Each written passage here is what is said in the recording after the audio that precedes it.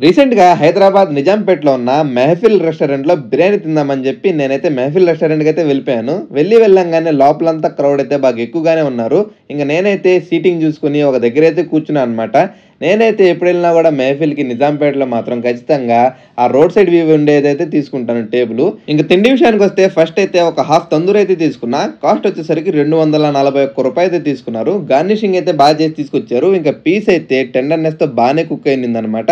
సరే అని చెప్పి నేనైతే టేస్ట్ చేశాను. టేస్ట్ అయితే మాత్రం నాకు బాగా నచ్చింది. నేనైతే ఎప్పుడు మెహఫిల్‌కెళ్ళినా గూడా ఖచ్చితంగా తందూరి అయితే టేస్ట్ చేస్తాననమాట. నాకైతే బాగా ఇష్టము. ఇంక నేనైతే నిమ్మకాయ పిండుకొని అలా గ్రీన్ చట్నీలో అయితే డిప్ చేసుకొని తిన్నాను. టేస్ట్ అయితే మాత్రం బాగుండింది. ఇంక దాని తర్వాత వచ్చేసి నేనైతే రుమాలి రోటి అందులోకొచ్చేసి కడాయి చేసి రూ. 251 అయితే తీసుకున్నారు. నాకైతే అర్థం కాలేదు. ఆ రూ. 1 చిల్లర ఎందుకు పెడుతున్నారా అని చెప్పి. మీకు తెలిస్తే మాత్రం కామెంట్ చేయండి. ఇంకా రుమాలి రోటి అయితే ఒకటి రూ.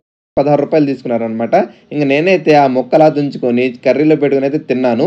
ఇంక టేస్ట్ అయితే నాకు ఎలా అనిపించిందంటే టేస్ట్ అయితే జస్ట్ ఓకే అనిపించింది.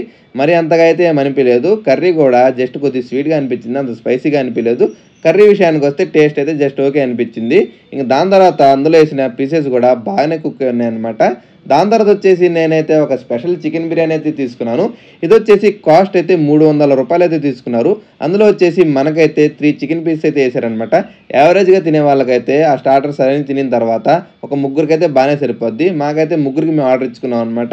ఇంక టేస్ట్ విషయానికొస్తే కూడా ఎలా అనిపించిందంటే ఫస్ట్ ప్లేట్‌లోకి అలా తొయ్యంగానే అరోమా అయితే మాత్రం అదిరిపోయింది. మీలో ఎంతమందికి మెహఫిల్ బిర్యానీ అంటే ఇష్టమో కామెంట్ చేయండి. ఇంక నేనైతే ఆ మసాలాను అలా కలుపుకొని ఒక ముద్దైతే తీసుకున్నాను అనమాట. ఇంక నోట్లో పెట్టుకోంగానే టేస్ట్ బడ్స్ అయితే మాత్రం ఒక్కసారిగా యాక్టివ్ అయిపోయాయి. టేస్ట్ అయితే మాత్రం బాగునింది. మీలో ఎంతమందికి హైదరాబాద్ దమ్ బిర్యానీ అంటే ఇష్టమో కామెంట్ చేయండి.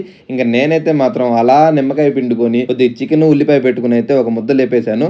టేస్ట్ అయితే మాత్రం సూపర్‌గా ఉండింది. ఇంక యాజ్ యూజువల్‌గా నేనైతే లాస్ట్‌లో వచ్చేసి పెరుగుతో అయితే కంప్లీట్ చేసేసాను అనమాట.